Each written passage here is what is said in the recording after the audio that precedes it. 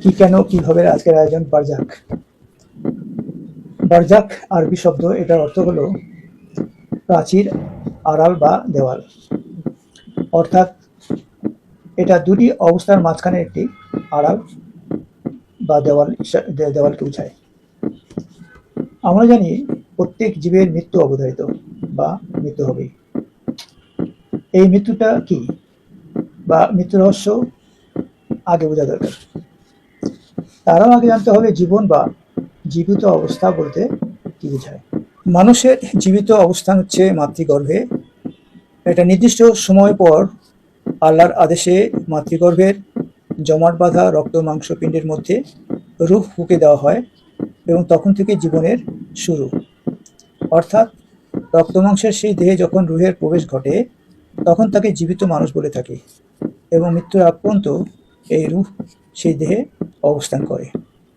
সেই জন্য লালন ফকির একটা গান লিখছে যে, মন আমার দেহ ঘড়ি সন্ধান করি কে কোন মিস্ত্রি বানাইয়াছে, মন আমার দেহ ঘড়ি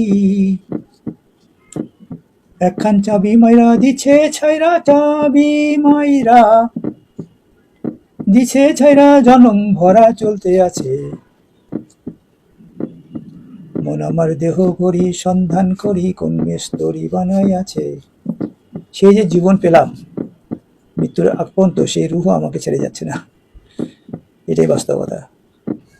সূরা আলী ইমরান আয়াত 18-তে আল্লাহ বলেন, কুল্লু নাফসিন জাইকাতুল মাউত, অর্থাৎ প্রত্যেক প্রাণীকে মৃত্যুর স্বাদ গ্রহণ করতে হবে। অর্থাৎ প্রত্যেক প্রাণীর মৃত্যু অবধারিত, মৃত্যু হবেই। তাহলে কি দাঁড়াচ্ছে, আল্লাহ একসময় প্রত্যেক প্রাণীর দেহে রূহ ফুঁকে দিয়ে জীবিত প্রাণীতে পরিণত করছেন, আবার সেই আল্লাহ একদিন সেই প্রাণীর দেহ থেকে রূহ নামক অদৃশ্য শক্তিকে বের করে নিয়ে যাচ্ছেন। আর এটাই হলো জীবন মরণের প্রকৃত খেলা।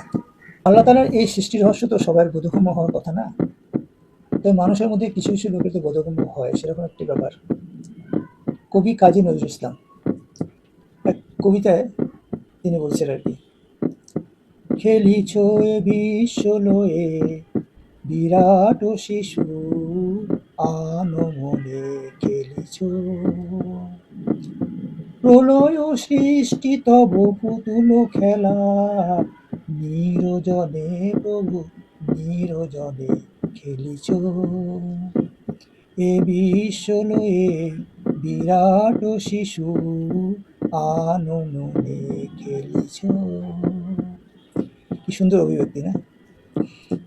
তাহলে আমাদের এখন কি দাঁড়াচ্ছে যে জীবন মৃত্যুর ব্যাপারটা হচ্ছে এমন যে এক সময় আল্লাহ রূহ নামক অদৃশ্য শক্তি প্রয়োগ করে প্রাণীদের দেহে জীবন দান করছেন, আবার এক নির্দিষ্ট সময় পর তার দেহ থেকে রূহ বের করে নিয়ে সেই প্রাণীকে লাশে পরিণত করছেন।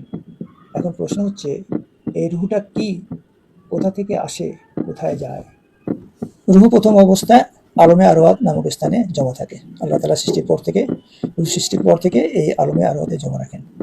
তারপরে সেটা মানুষ যখন জন্ম নিবে তখন তাদের দেহে প্রবেশ করা দেন এবং এই দেহে আমরা অবস্থান করি মৃত্যুর আগ পর্যন্ত। যখন মৃত্যুর সময় আসে তখন আবার সেই দেহ থেকে এই রূহকে আল্লাহ তাআলা ফেরেশতা দিয়ে বের করে নিয়ে গিয়ে বারজাক নামক স্থানে জমা রাখেন। এখন প্রশ্ন হচ্ছে যে এরপর রূহের কী অবস্থা হবে? আল্লাহ তাআলা তার কিতাব কোরআনে কিন্তু সব কিছু করে বর্ণনা করছেন। কোরআন আমরা মুখস্থ করেই সন্তুষ্ট থাকি, আমরা মনে করি যে এই সব কামাচ্ছি, অনেক সব কামাচ্ছি, কিন্তু আল্লাহ তাআলা কোরআনে যে কীভাবে সব কিছু বর্ণনা করে রাখছেন, হ্যাঁ, সেটা বিষয়ে আমরা ওয়াকিবল না বা আমরা চেষ্টা করি না। আমরা নির্ভর করি সে আলেম বা মোল্লাদের উপরে, যারা ওয়াজ মাহফিল করে নানারূপ গল্প শোনায়, কিন্তু কোরআনের আসল কথাগুলো আমাদেরকে জানায় না। কেন জানে না আল্লাহ ভালো জানে। আল মুমিনুন আয়াত 99-100 আল্লাহ বলেন, যখন পাপীদের কারো মৃত্যু এসে যাবে সে বলবে, হে আমার প্রতিপালক, আমাকে ফিরিয়ে দাও যাতে আমি যে ভালো কাজগুলি করি নাই সেগুলি করতে পারি।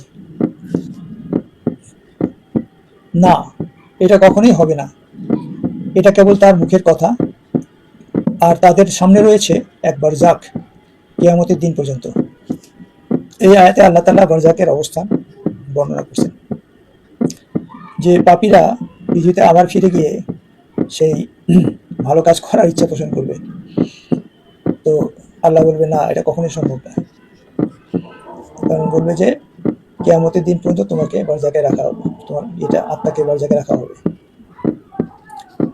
তাহলে বোঝা গেল যে মৃত্যু ও কিয়ামতের মধ্যবর্তী সময়ে রুহের থাকার স্থানকে বারজাক বলা হয়। মানে কিয়ামত হওয়ার আগ পর্যন্ত রুহ কোথায় থাকবে সেটা সেটা হলো বারজাক।